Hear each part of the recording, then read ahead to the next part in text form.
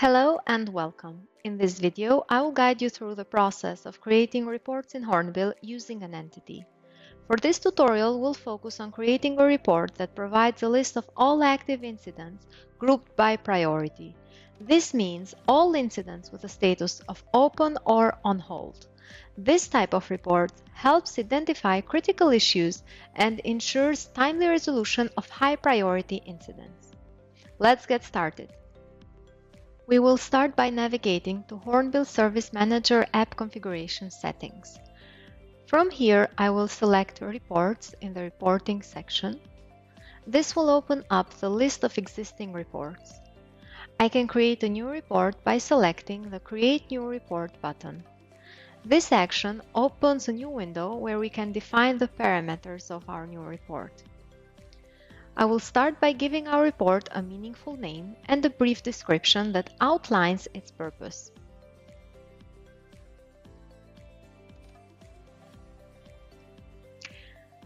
Next, we will select the output type. Since we want to group incidents by priority, I will choose Group List of Data. For the data source of our report, I will select an entity and specify the incidents entity as the source of our data. You can consider entities similar to tables. If you are unfamiliar with entities or need more information, you can find helpful resources in the video description. This is a straightforward walkthrough, so we won't go into detail here. Now I will set the report status to available for use to ensure it's accessible for running and viewing by authorized users. In the Data Collection tab, I will start forming the report by selecting the columns to include. Hornbill simplifies this process by allowing you to select columns directly from the entity. Thanks to predefined relationships in these entities, you can easily get data from multiple entities. For instance, to add the incident ID, which is a column in the incidents entity, we will search for it and select it from the list. We also want to know which team each incident is assigned to, so we will add that as a column. This information is actually in the requests entity. We can still find it here even though we selected the incidents entity before, thanks to those predefined relationships I mentioned earlier. I will also include columns for incident status and priority. You can do the same for any other relevant information needed for your analysis. Now that our report is populated with data, the next step is to filter it so that the report includes only the necessary data. For this, I will navigate to the Select Filter tab and add filters to restrict the report to active incidents only. Here I will select the plus button to add a filter placeholder. Having the filter placeholder selected, I will choose the table or entity and then the column to apply the filter. Active incidents mean only incidents with the status open or on hold. That means we need the status column. Here we'll set the condition to value equals and then define the value.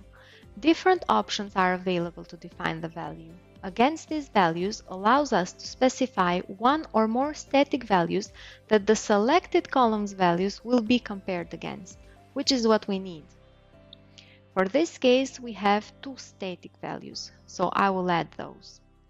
First one is open. And now I will do the same thing for on hold.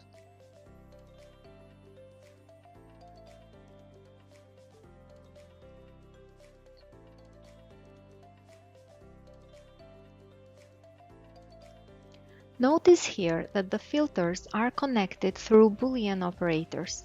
Since the operator is AND, we would get no data, because no incidents have both statuses open and on hold. With a simple click on the operator, we can change it to OR to include all incidents with the status open or on hold. And here is our data. Next, let's go to the Select Ordering tab.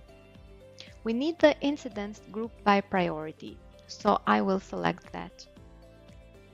In the Output Formats tab, you can choose from various options.